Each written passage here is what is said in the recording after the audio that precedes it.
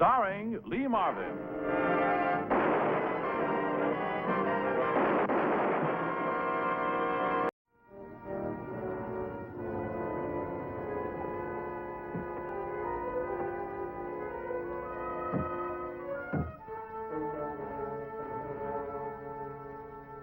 Well, here it is, honey. Is it everything I told you? Oh, it's nice, Eddie, yes. Look, you can build your rock garden right over there. There's still plenty of room for a terrace and a barbecue. Oh, I know, darling. It's everything we pictured, only... Marcia, don't you like it? Oh, yes. But it's such an isolated, out-of-the-way location. And that man's been threatening you. Look, honey, you can forget all about that. Come here. I want to show you something else.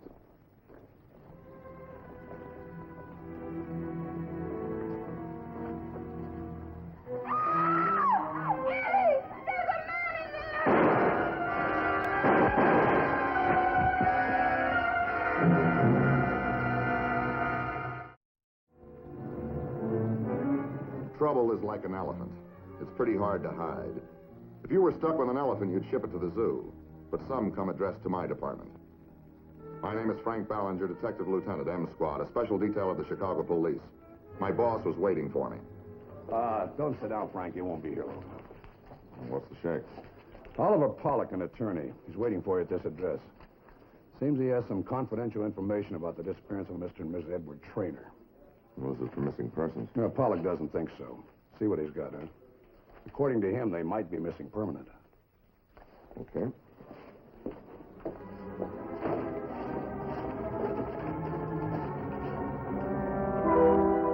The Bureau had no report on the Traynors as missing persons. Such people can be easy cases or backbreakers. I wondered why a lawyer figured this one was for M Squad. The address was an apartment house on the west side, modest and comfortable. The Traynors had been living here for 2 years, and here I met Hazel Lawton. Lieutenant, I'm worried sick about Marcia and Edward. They just walked out of this apartment and disappeared. You see, Miss Lawton is the missing woman's sister. She just arrived from Boston, and she suggested I contact the police. Well, when did you last hear from their sister? Well, normally I get several letters a week from Marcia. We were very close. But it's been 3 weeks since I've heard from her. Lieutenant, I want my sister found. Maybe they just went on a trip. Well, I don't think so. Their clothes and personal effects are still here, even their toothbrushes. It mustn't come out about Ed. About Ed's what? Well, there's the family to consider. We don't want any scandal or newspaper notoriety. What kind of scandal would you have in mind, Miss Lawton? You know, if a crime has been committed, it's going to have to be exposed. The foul play theory at this stage is pure conjecture. The scandal isn't. Care to tell me about it? Well, I'm afraid we must. Edward Traynor, Miss Lawton's sister's husband, is an ex-convict. He was serving in the Merchant Marine when he was arrested for fraud. Local conviction? No, California. Served his time in Folsom. And after his release, he met Marcia Lawton. And he told her all about his past. Clean breast. Made no difference to Marcia, and they were married. We all liked him. You see, both sisters received sizable legacies from their grandfather. Now, Marcia used up part of her inheritance to set her husband up in an interior decorating shop here in Chicago. And it was a happy marriage. Oh, very. Until the blackmailer came along. Blackmailer? Well, we only know his last name, Campbell. He threatened to expose Traynor's criminal record. So he paid off. Well, maybe they went into hiding. No, I've thought of that. Marcia would have written me. She knows how I worry. Lieutenant, I want to be wrong. Please prove that what I'm thinking is wrong. We'll certainly do everything we can.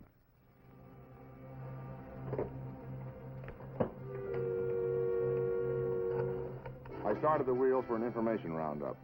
With Hazel's permission, a team went over the Traynor apartment looking for a lead. I wanted the blackmail letters and concentrated on Traynor's small interior decorating shop. But they weren't in Traynor's office alcove, where I made a thorough search. Hazel was positive that the blackmailer had written to Traynor.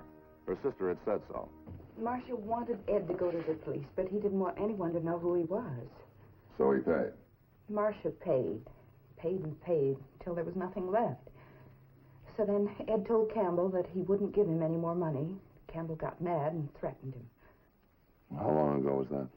Oh, a month, 5 weeks. Why didn't you tell me about this before? Well, I told you we didn't want any scandal. Yeah, that's right. You did tell me that.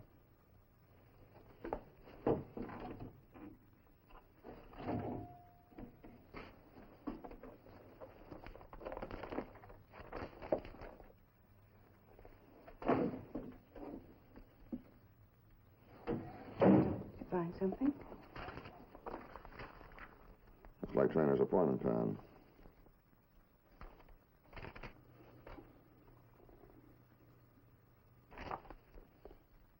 The last entry was on the 5th. I got a letter from Marcia on the 4th. Yes, I remember. That was the last letter I got from her. Phone Hammond. It's underlined. Does that mean anything to you? No, not in Chicago. Well, I better check on it anyway.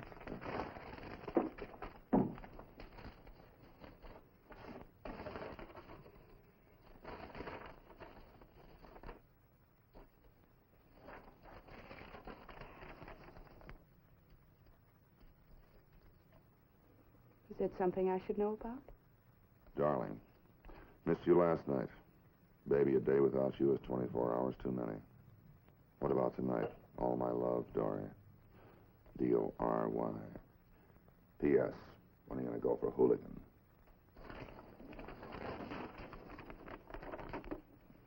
What's hooligan? Well, hooligan and 26er dice games played all over town. You know, the winner gets a marker, redeemable for food or beverage. But hooligan sort of means going for the big points. This is a love letter. I can't be sure. I mean, it's not addressed to Trainer. It just says darling, and there's no date. Let's not kid each other, Lieutenant. You're thinking the same thing I am. Marcia worshipped Eddie. There wasn't anything she wouldn't have done for him. Anything. All the time he was cheating.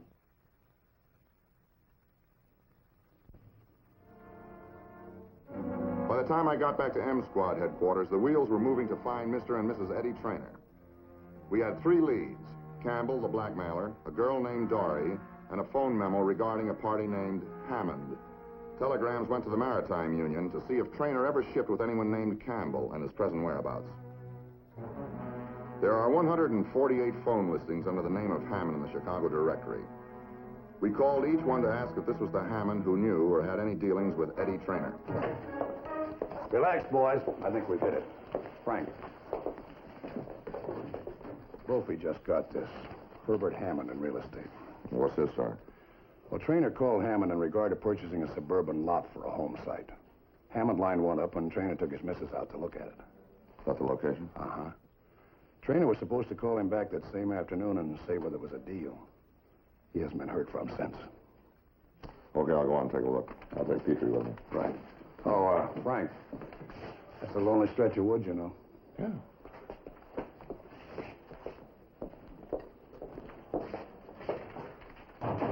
Put your rubbers on.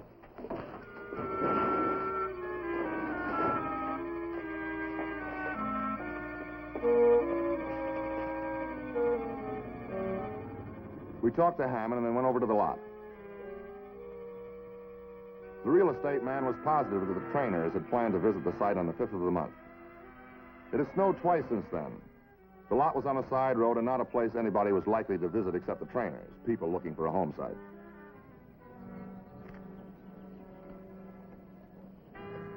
Woman's glove, huh?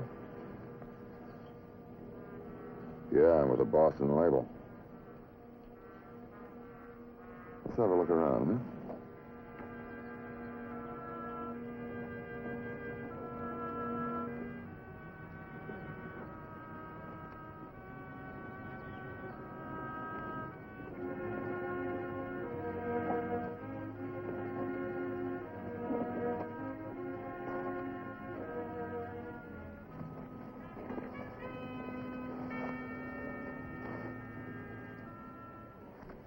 Better notify homicide.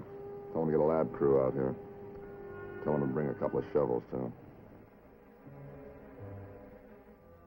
The bodies had been buried in a shallow, hastily dug grave. They matched the description of Eddie and Marcia Trainer. They'd been there an estimated 3 weeks. The man had been hit in the face, probably with a shovel. Yeah, the initials in the hat band are any trainers, all right. Well, it's for homicide now. They can run down the blackmailer. Yeah. All right, thanks. I went to the morgue for the autopsy reports. The trainers had been shot, the woman twice, the man once. And when I left, we had a hunch who the killer was. Well, I see you got your name in the paper, eh, Frank? You'll be a celebrity before you know it. Yeah, but can a celebrity keep regular hours and stay in bed in the morning? Did you read this? Man and woman found in lonely grave. Ballinger locates missing couple. Yeah, I read it. Funny thing, though, they didn't mention Trainer's hat. You put a lot of stock in that, don't you, Frank? So does homicide.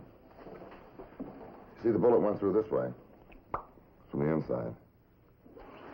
Microscopic examination proves that. But the hole in the body, the bullet goes laterally, like this, just slightly above the ears. Which means it could have been a stray shot, or else it was put there. To make us hunt for Camel. Well, some people overdo things. The face on the body was smashed to prevent identification. I think Trainer's still alive. What? I think he did it. That is, if I'm right about the bullet hole. And you think it could be the body of some poor devil from Skid Row who won't be missed?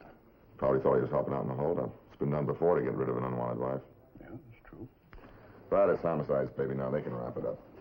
I'm going home for a long sleep. Yeah, do that. Frank, check in early, huh? Headquarters want you to stay on this case. When I left homicide unit at police headquarters the next morning, my hunch was a fact. Trainer's dentist had been located. The dental work in the mouth of the man who'd been buried with Marcia didn't belong to her husband. Somebody else had been killed and left there. We could only guess why. We were satisfied now that Ed Trainer was alive, but we kept it from the press. I went back to M Squad to see if we'd hooked anything in the lines we put out. We'd sent wires to the Maritime Union and Folsom Prison for information on Eddie Trainer. Hey, Charlie, what have you been doing? Oh, we got the dope from the Union. You're going to be disappointed, though. Let me have it. Guy named Campbell shipped with Trainer all right in the Merchant Marine. One small detail rules him out. What's that? He dropped dead in Singapore 2 years ago. What about Folsom? Any response from them yet? Oh, yeah, that came in about 20 minutes ago. There's no record of any Campbell in Trainer's class there. They wired us a rundown on his cellmates. Seems he had two during his stretch. A Pete Musso and a Howard Atchison. Musso's back in for parole violation. Atchison's present whereabouts are unknown. Atchison. Well, you better wire Folsom and get his record. Yeah, I figured you'd want that. It's already in the works. Oh, good. Fingerprint division, please. Hello, Eddie? Ballinger. Look, any luck with the body in the Trainer case? Yeah. Okay, thanks. Another dead end. They can't get any fingerprints. Well, they wouldn't tell us where Trainer is now. Anyway, the body doesn't belong to Campbell. No. But we don't really know that there was a blackmailer. Hazel Lawton told it. Hey. Exactly. We've only got her word for it. Well, if anybody wants me, I'll be over at the Trainer apartment. If it was Trainer, he had to have help to get away with this. He must have had a plan and a new identity set up. I couldn't figure it any other way.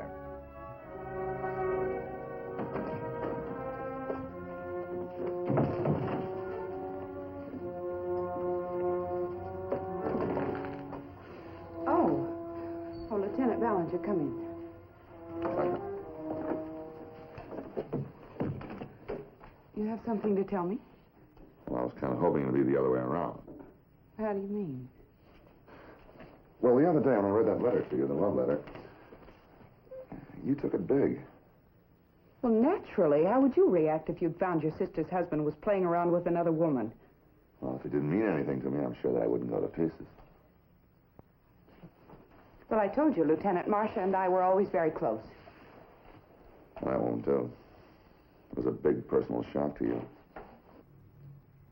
If I understand you correctly, you're insinuating there was something between Eddie and myself. Well, wasn't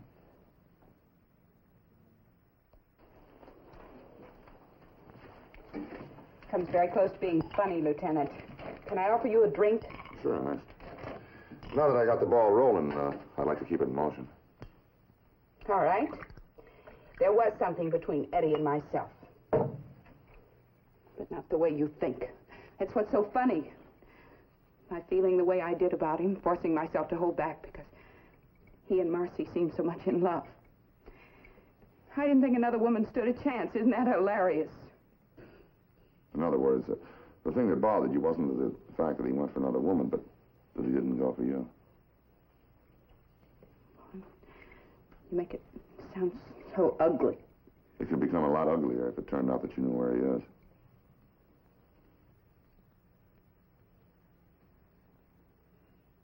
Eddie's dead. Eddie's not dead. What are you trying to say? Are you saying he killed Marcia? Well, I don't know anything about him. Whatever I felt, I'd find him, punish him. I don't care what you do to him, but get him.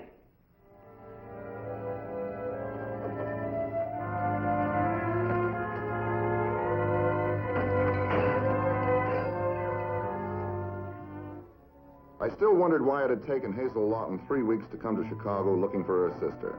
A sister she had heard from several times a week and who suddenly stopped writing. Meanwhile, I started the wheels to locate Dory, who had written Trainer a love letter. If she was in town, we might locate her. When I got back to M Squad, the police machine had picked up information that checked out another fact. Frank?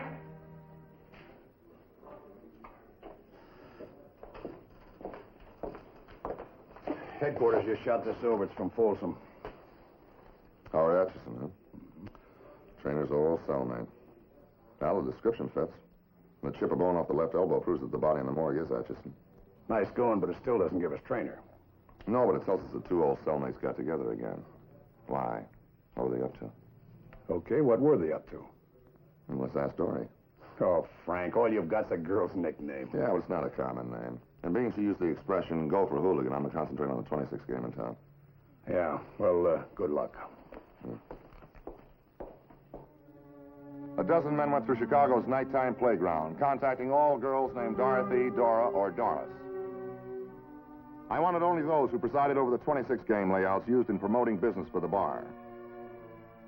The names of Trainer and Atchison were mentioned for reactions, but nobody reacted the way we'd hoped. We invited the girls to M Squad for questioning. Some came willingly, others reluctant. We checked out 30, and we were back in that old dead-end alley. None were nicknamed Dory. None had ever heard of the man we were looking for, Ed Trainer. Before they left, we got samples of their handwriting, especially how they wrote words used in Dory's love letter. Hooligan is played with 5 dice. I don't get it. Why do I have to write this? Say, you work out at the club Hangover, don't you? That's right. I work for Joe Northman. He's the owner. Dorothy Anselmo. Your friends call you Dory? Not if I can help it, they don't. Dottie. Or just Dot. You know, I was out at that club one night. I thought I heard somebody call you Dory. If he's a spender, he can call me Fido. Do you know Eddie Trainer? Who? Edward Trainer. I know Eddie Cox. He's the bartender at the club. Howard Atchison. Does that name mean anything to you? Atchison? There's a railroad by that name. Is that it? Yeah, sure, you can go, thanks.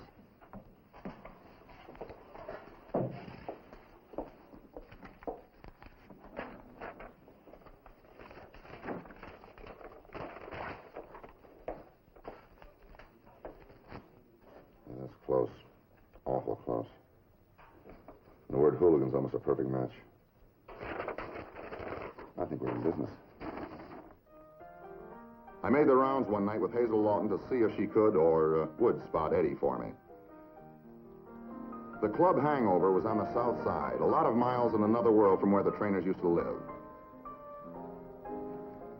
A 24-hour stakeout was assigned to Dorothy in the hope that she might lead us to Eddie. 3 days passed with no results. Her only interest seemed to be her boss, Joe Northman. 26? Well, let's make it hooligan, Dory. Trainer been around? I thought I made it quite plain at the station, Lieutenant. I don't know anyone named Trainer. Yeah, that's right. You told me that. The funny thing, we got a letter that you wrote him. You can't prove that. Better close up your game and come on downtown again, huh?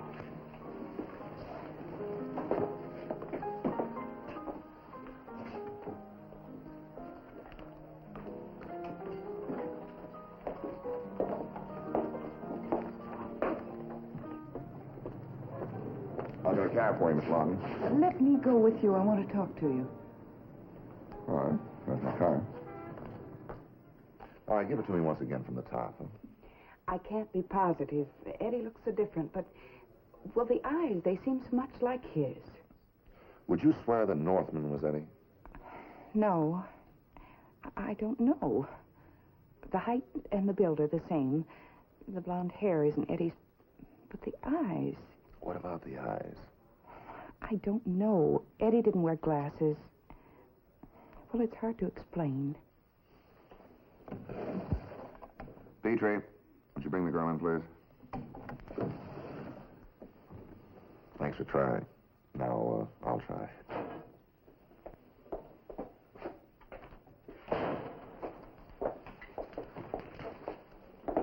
Excuse me, please. Sit down, please. Dorothy, you've been lying to me. No, honest. We can prove that you wrote that letter to Trainer. And this lady saw him tonight. You're an accessory to murder. No. The letter had a P.S. on it. And I quote, "When are you going to go for hooligan?" That was a figure of speech. Eddie knew what I meant. So did we. It meant, when are you going to get rid of your wife? No. I didn't mean any such thing. He got rid of her, didn't he? Just so he could be with you? No, it wasn't that way at all. Then how was it? All right, then I'll tell you. There never was a blackmailer. It was just an elaborate frame so Eddie could rob his wife. No. But Eddie was practical. When Marcia ran out of funds, he decided to dump her. And his partner, Atchison. Then he changed his appearance, changed his name to Joe Northman, and bought the club Hangover 2 weeks ago. Before that, nobody ever heard of Joe Northman. Atchison. He left a letter, he told you. Yeah. Take her downstairs and put out a line for Eddie. Let's go.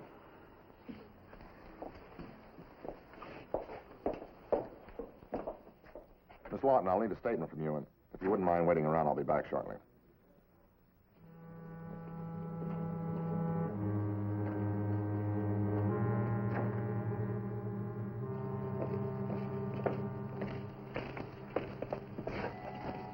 Closed up kind of early, huh?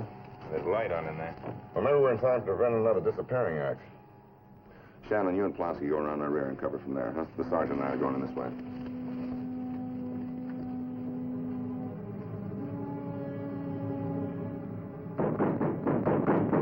All right, Trainer, open up. This is the police.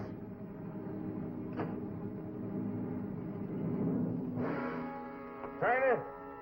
No sense in trying to duck out the back. We got the place surrounded. Come on, open up, Trainer. One way or the other, we're going to get you.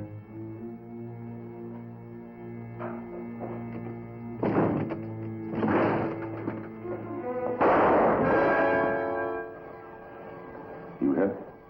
Yeah, in the arm. Stay where you are.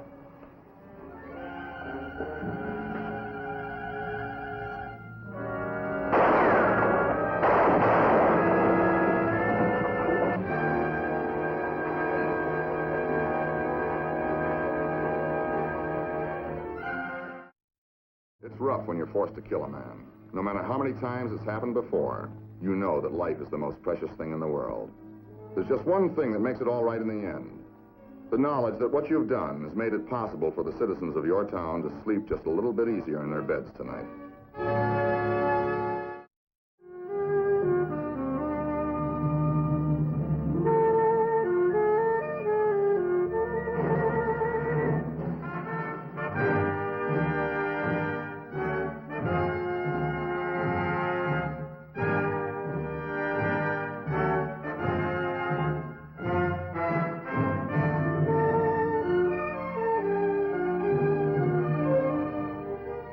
Be sure to tune in again next week for another exciting story from the files of M Squad.